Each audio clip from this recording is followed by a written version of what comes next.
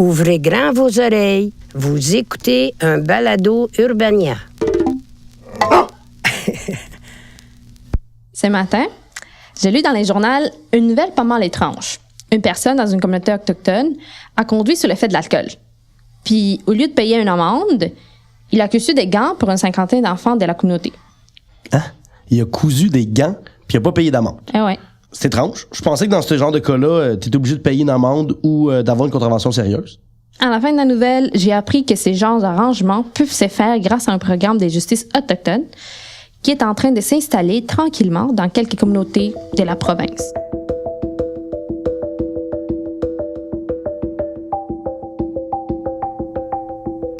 Salut! Je m'appelle Mathieu Aubry et vous écoutez Grosse Tête du crime, une série de balados sur les innovations du monde judiciaire créée par 6 étudiantes et étudiants de l'UQAM. On a passé les 4 premières semaines du lab à réfléchir à nos sujets, puisqu'on travaille sur les innovations dans le domaine du crime, et on avait envie de parler des enjeux autochtones, une population surreprésentée dans les prisons. On a fait des brainstorms en équipe, fouillé sur le web, on n'avait pas envie que ça soit un sujet négatif. On voulait surtout donner la parole à une communauté. C'est là qu'on s'est rendu compte qu'il se brasse pas mal de nouvelles idées pour que la justice soit plus adaptée aux besoins des communautés. Alors on est parti en road trip à la réserve de Manawan, on a écouté et surtout, on a appris.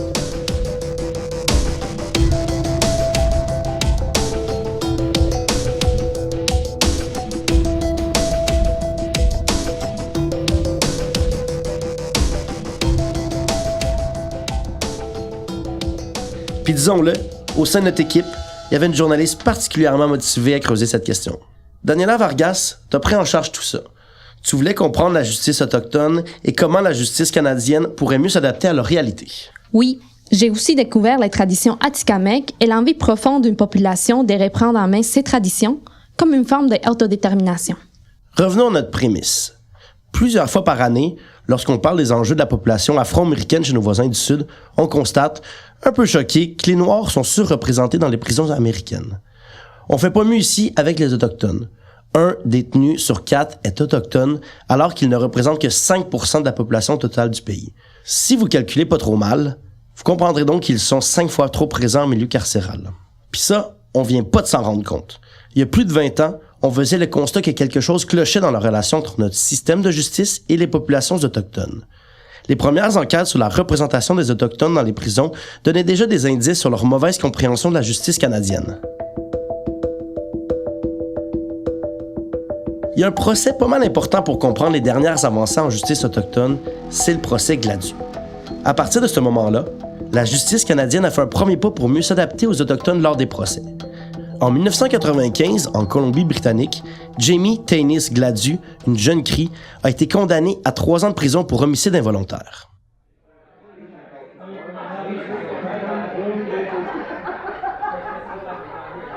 Le soir de son 19e anniversaire, Jamie est avec sa famille et des amis pour fêter et boire de la bière. À cette époque-là, elle soupçonne sa sœur aînée et son conjoint, Rupert Beaver, d'entretenir une liaison amoureuse. À un certain moment dans la soirée, ses craintes se concrétisent quand elle voit sa sœur quitter les lieux en compagnie de Rupert. Un peu plus tard, quand ils reviennent tous les deux sur le lieu de la fête, l'idée de Jamie est faite. Son chum la trompe avec sa sœur.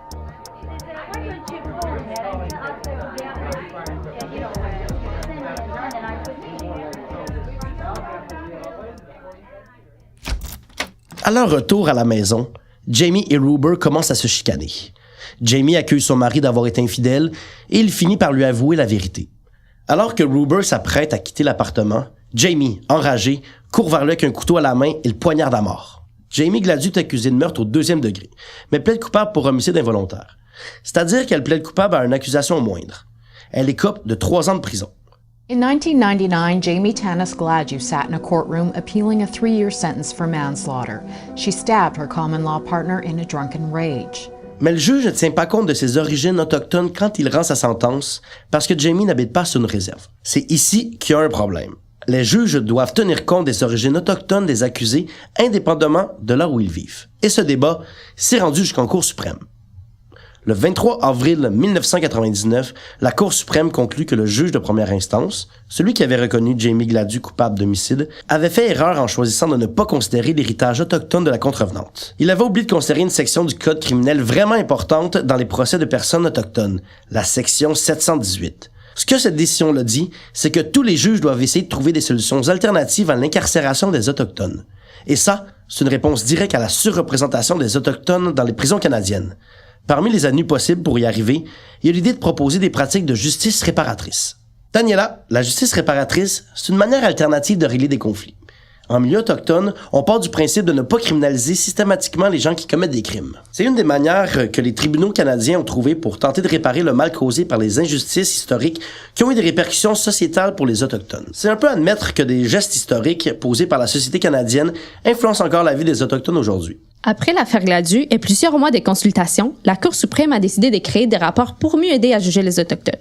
Ils sont appelés ça le rapport Gladue. Maintenant, un rapport doit être rédigé pour chaque Autochtone qui passe en cours. Chaque rapport sert ensuite au juge lors de la détermination de la sentence de n'importe quel Autochtone au Canada.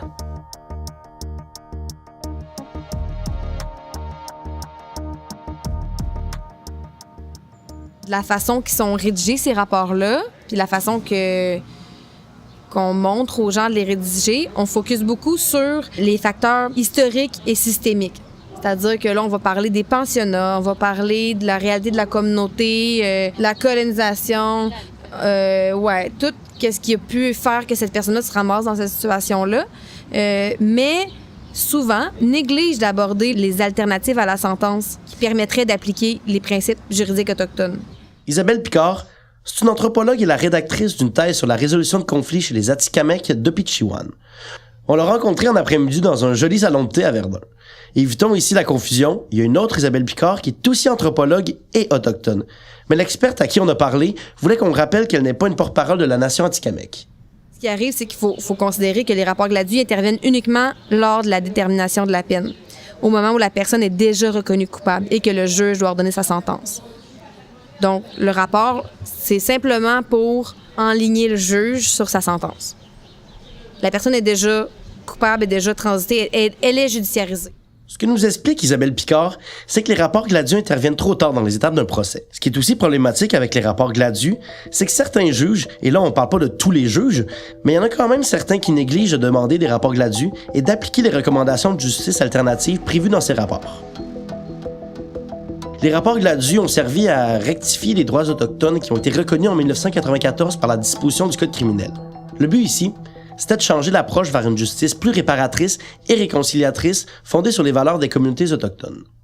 Maintenant qu'on comprend mieux les enjeux, on va démystifier les solutions et les alternatives que les Autochtones proposent depuis plusieurs années pour diminuer leur surreprésentation dans les prisons canadiennes. Il y a plusieurs communautés dans la province qui essaient d'intégrer des programmes de justice autochtones. Mais Daniela, ce sont les Atikamekw qui ouvrent la marche.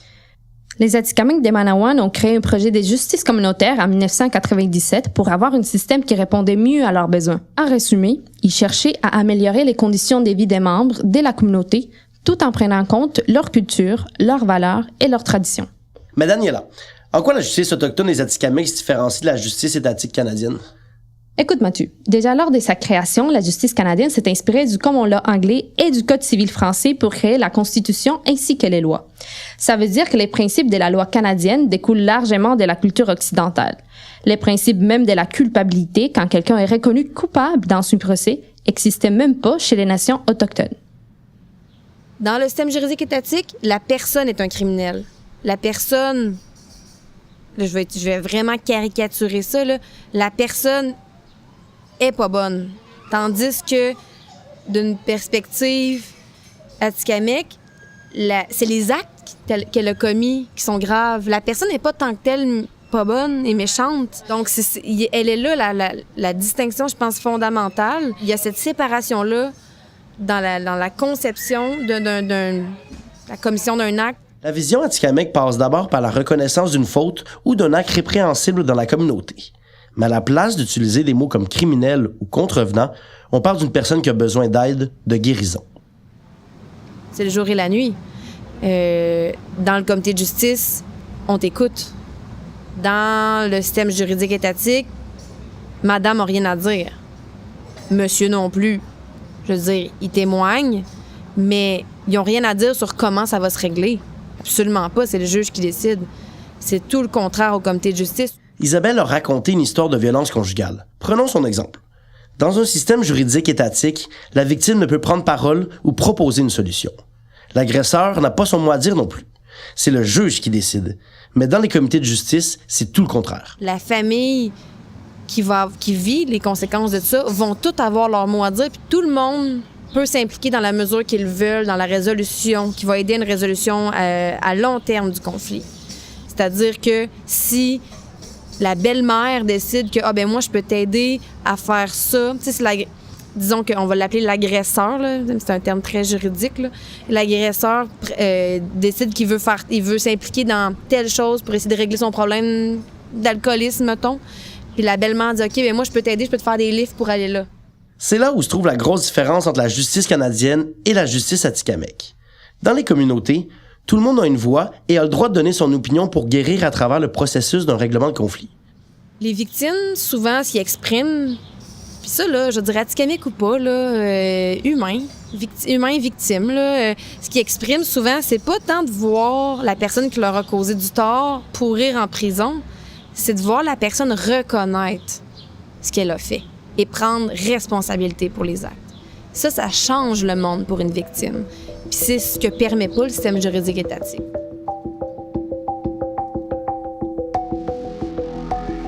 Pour mieux comprendre les comités de justice, Daniela et Gabrielle, ma collègue monteuse sonore, sont partis en road trip à Manawan pour rencontrer les membres de la communauté et le chef du comité.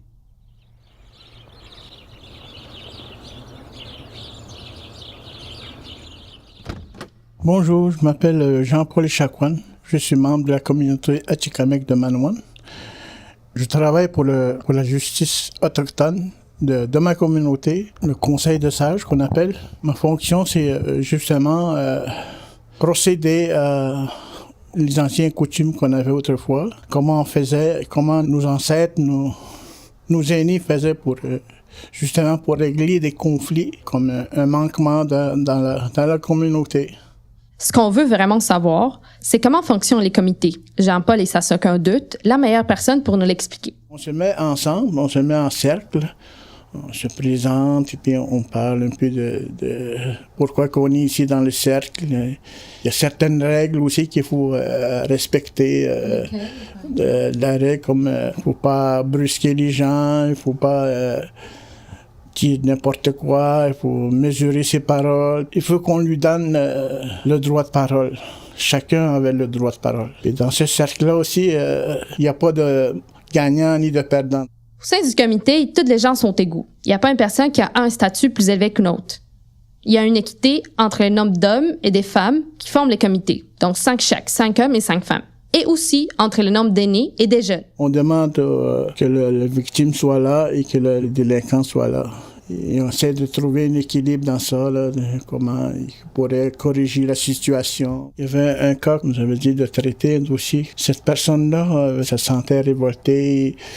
Et il pensait qu'il était tout le temps méchant, des choses comme ça. À force de parler avec lui, de dialoguer, ils sont finis par trouver une entente. Ce mot-là est important. Ce n'est pas en justice où il faut trouver des sanctions, il faut finir par trouver des ententes.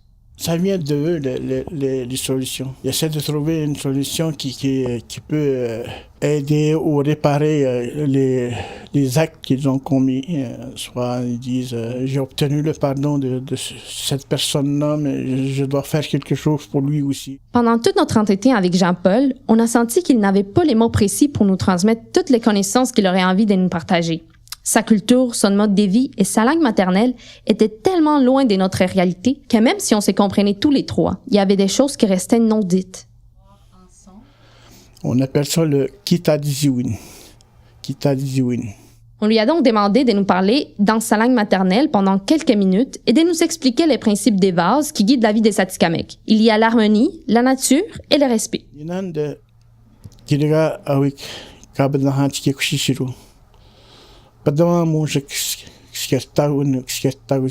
Jean-Paul nous dit que ce qui est important dans la justice atikamekw, c'est le fait que tu t'exprimes dans ta langue maternelle, que les gens te respectent dans ta culture et dans tes traditions. C'est le fait aussi que la barrière linguistique, ça peut jouer des tours. Quand quelqu'un ne te comprend pas, t'as comme la rage, et puis tu finis par te dire qu'il veut juste pas te comprendre. Jean-Paul et les comités des sages ont longtemps travaillé à contre-courant. Les gens de la communauté avaient du mal à distancer les comités de justice autochtones et la justice étatique. Le mot justice a une connotation si péjorative qu'elle évoque automatiquement la prison chez les Atikamekw. Dans la tête des gens, c'est faire aider par la justice canadienne. Ça veut dire un peu comme risquer d'aller en prison. Pour les Atikamekw, ce qui est le plus difficile, c'est de se faire comprendre en français lors d'un procès à la cour. Honnêtement, j'avais même pas pensé à l'aspect de la langue. Surtout qu'au Canada, que tu parles anglais ou français, tu as le droit d'avoir un procès criminel dans ta langue maternelle. Les Autochtones doivent avoir recours à des interprètes et on peut comprendre comment ça peut être intimidant. Personnellement, quand je suis arrivée, je ne parlais même pas le français et je comprends comment ça peut être difficile de se faire comprendre dans la rue, dans le quotidien. Tu sais, commander un sandwich. Alors, imagine le faire en plus dans le cadre d'un procès à la cour. Ça doit être stressant. La barrière de la langue est d'autant plus importante pour les Autochtones et les Atikamekw si on y ajoute tout le jargon juridique qui souvent ne se traduit même pas en algonquin. Les Atikamekw se retrouvent souvent pris au dépourvu, même en ce qui concerne les concepts qui régissent la justice étatique et le déroulement d'un procès. On a rencontré les coordonnateurs des comités de justice Atikamekw, Pierre Isabelle et l'avocate Anne Fournier à la TUC. Ils travaillent depuis longtemps avec la communauté Atikamekw. Madame Fournier explique pourquoi c'est difficile de comprendre certains termes dans une langue seconde.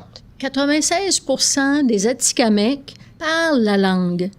Et c'est la langue autochtone la mieux conservée au Canada. Et il faut savoir que dans les langues algonquiennes, il n'y a pas de mot pour dire coupable. Donc, quand l'interprète vient au tribunal, puis qu'on lui demande de traduire, demandez à monsieur ou à madame s'il est coupable ou non coupable, c'est très long à expliquer. Le mot Atikamekw, qui est le plus souvent utilisé pour parler de coupable et non coupable, se traduit en français par quelque chose comme « viser juste ». Alors, pas en termes de culpabilité, là.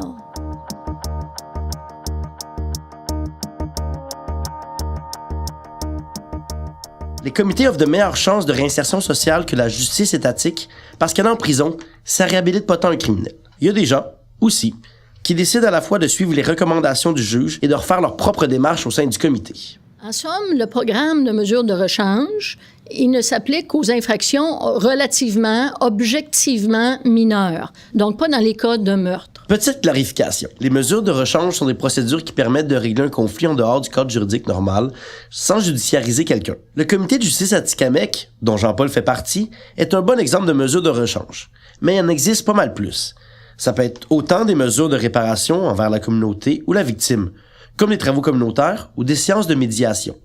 Et ça peut même aller jusqu'à des mesures de traitement ou de sensibilisation, donc de l'aide psychologique.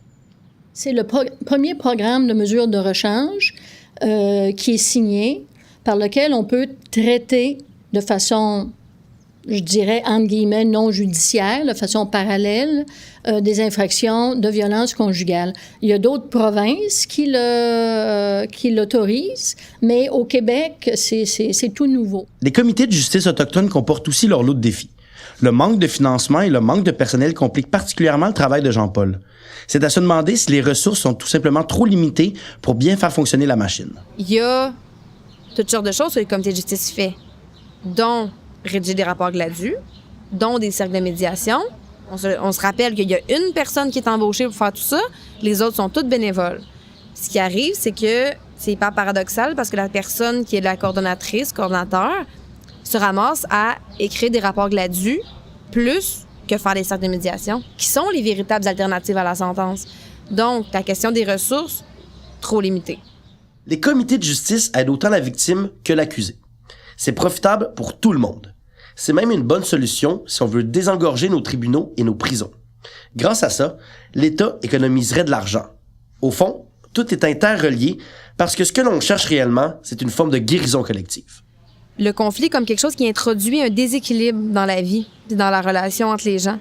Donc, la résolution de conflit, ça vise à la réparation et au retour à cet équilibre-là et à une harmonie interpersonnelle.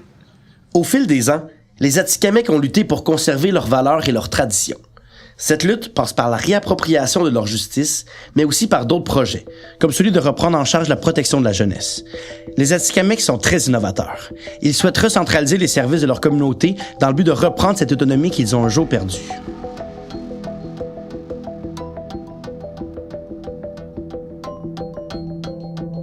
Grosse tête du crime, c'est une équipe composée d'étudiants de l'UQAM. Nos journalistes, Lina Ekenast, Daniela Vargas et Félix Mihigo. Nos monteurs, Gabriel Audet-Michaud et moi-même, Mathieu Aubry. Notre rédacteur en chef, Thomas Dufour. Pour Urbania, la réalisatrice coordonnatrice Marie-Michel Giguère, la rédactrice en chef pour les plateformes numériques Barbara Judith Caron, la productrice Raphaël Huismas. Le balado Grosse Tête est une production d'Urbania en collaboration avec l'UQAM.